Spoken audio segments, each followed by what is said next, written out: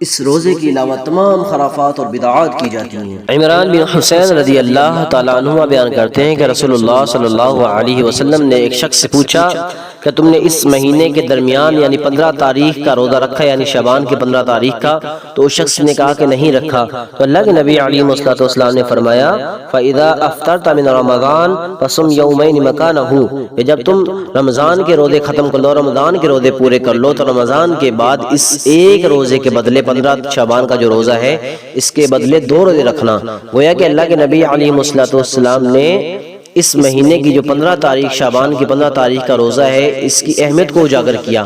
ہم میں سے بھی ہر شخص کو چاہیے کہ 15 شعبان کے روزہ رکھنے کا اہتمام کریں، کیونکہ دوسری احادیث میں ملتا ہے کہ اللہ کے نبی علیہ السلام کی زبان اقدس سے کہ اس مہینے میں اللہ رب العالمین کے ہاں اعمال بلند کیے جاتے ہیں، تو میں اس بات کو پسند کرتا ہوں کہ جب میرے اعمال اللہ رب العالمین کے ہاں بلند کیے جائیں تو میں روزے سے صرف یہ ایک کام جو روزہ رکھنا ہے اللہ کے نبی علیہ السلام کی زبان اقدس سے سند یافتہ ہے یعنی مسنون ہے۔ اس کے علاوہ دیگر جتنی بھی بدعات کی جاتی ہیں، جتنی بھی خرافات کی جاتی ہیں، وہ اللہ کے نبی علیہ السلام سے سند یافتہ نہیں ہیں۔ تو ہم میں سے بھی ہر شخص کو چاہیے کہ صرف اس مہینے کو روزہ رکھیں اور دیگر جو معاملات ہیں ان سے بیزار رہیں۔ جزاک اللہ خیر۔